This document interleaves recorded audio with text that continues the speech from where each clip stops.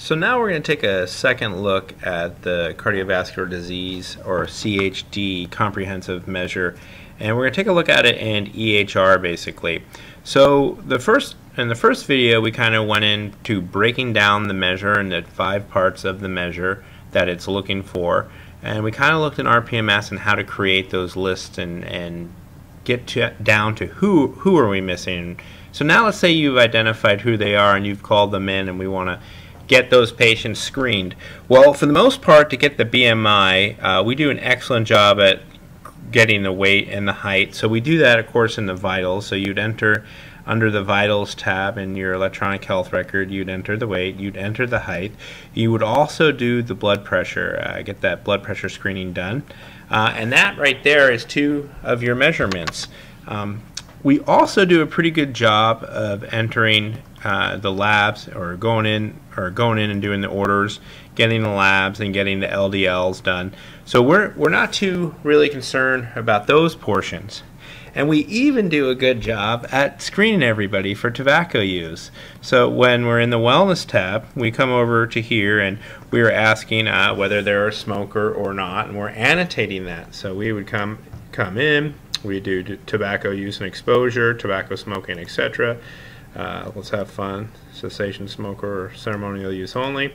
So we do a good job at doing these elements. One of the areas that we actually miss, though, is that weird lifestyle adaptation counseling.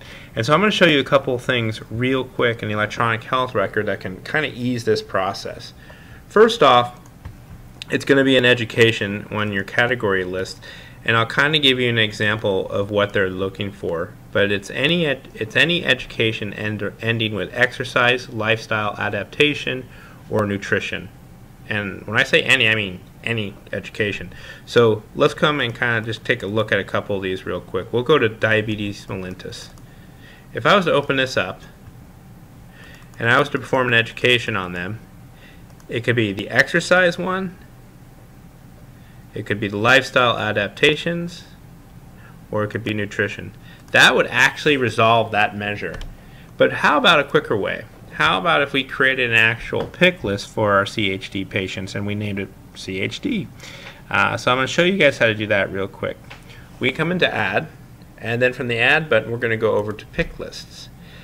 Here's one that was already created, it looks like. Somebody went in and actually found these. And how do you find them? You go in and it kind of creates that list like we saw earlier.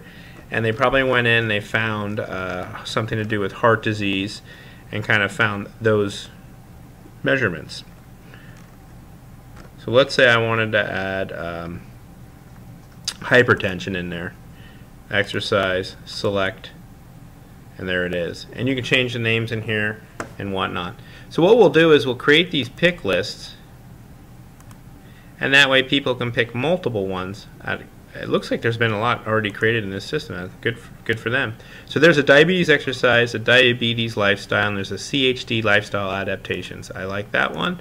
We'll go ahead and select it. We'll say 2 minutes, readiness to learn, eager to learn, okay. We're going to add it.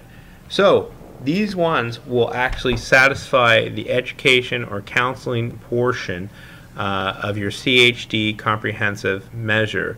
So if you go through and you look in there and you find out that this patient actually has that in the note, you can actually case manage that measure, come back and enter those different ones historically. And I'll quickly kind of show you, finally, last but not least, how to go enter something historically in here.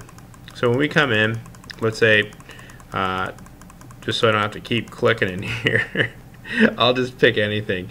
Crohn's disease. If I come into Crohn's disease exercise, I go select. If you look over at the right hand side, there's that historical button. That's how you can enter something that was actually in a TIU note and that we want to get credit for that. So we're going to bring it over and enter it historically in there. So that is basically your CHD comprehensive measure for GPRA in a nutshell. If you do all 5 of those things, you will meet that measure at 100%. All right, thank you very much, guys.